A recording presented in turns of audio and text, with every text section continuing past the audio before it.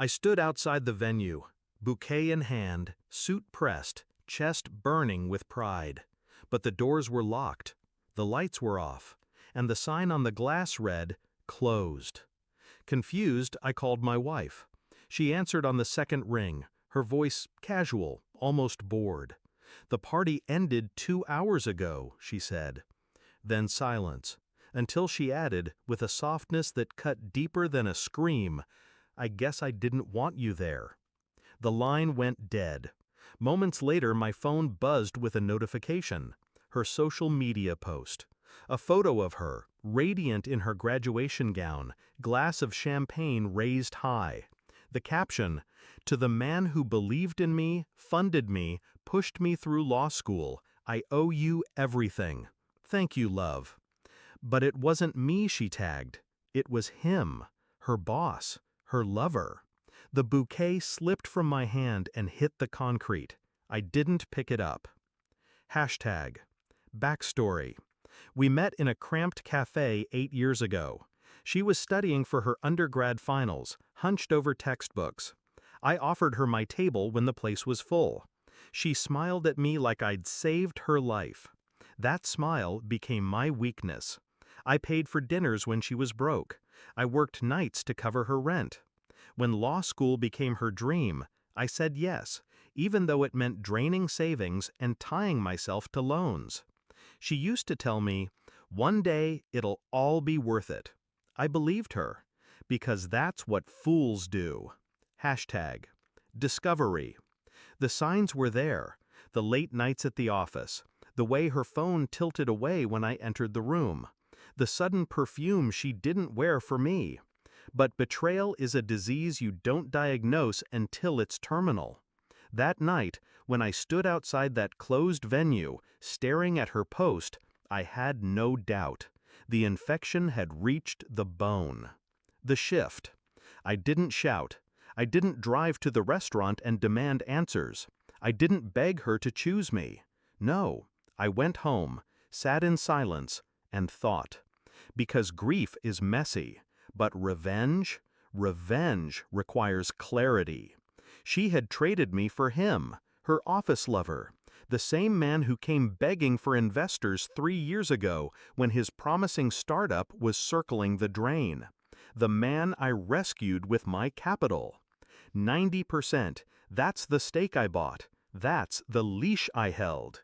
And he never even felt the collar tighten, until I decided to pull it. Execution. The first thing I did was cancel every card, every tuition autopay, every lingering loan she thought was magically vanishing. Her comfort evaporated overnight. Then the company. One signature, one wire transfer. I sold my 90% stake, 157 million worth. Not to a competitor, not to a friend, to a shark who'd been circling for years, waiting for blood. Within minutes, news hit the market. Their company stock free fell. My phone lit up with missed calls, 154 in under an hour. Her name, his name, friends, colleagues, all of them clawing at me through the screen. I let the phone buzz until it went silent. Climax. Then came the knock at my door, hard, desperate. I opened it to find her standing there, eyes wide, makeup streaked, voice trembling. "You ruined us," she whispered. "Not me, us. As if I had destroyed something sacred, not something already rotten." She begged, told me it was a mistake, that she loved me, that the post meant nothing. But her eyes betrayed her. Not love, fear. Behind her, headlights flashed. His car. He stepped out, tie loose, face pale. The confident CEO reduced to a man watching his empire burn. "Why?" he asked, voice cracking. The same word I once asked her when she came home late. I didn't answer him. Instead, I looked at her, and I said, calm, steady, "You could have had everything. Instead, you bet against me." I closed the door in their faces. Their muffled shouting faded with each step I took away. Hashtag.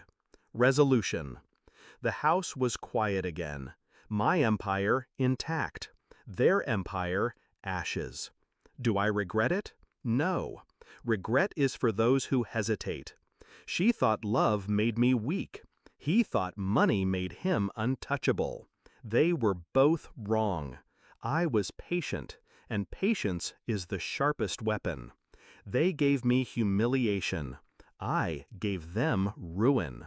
And as I sat in the silence, phone still buzzing with missed calls, one thought anchored me. The party may have ended 2 hours ago, but my revenge had just begun.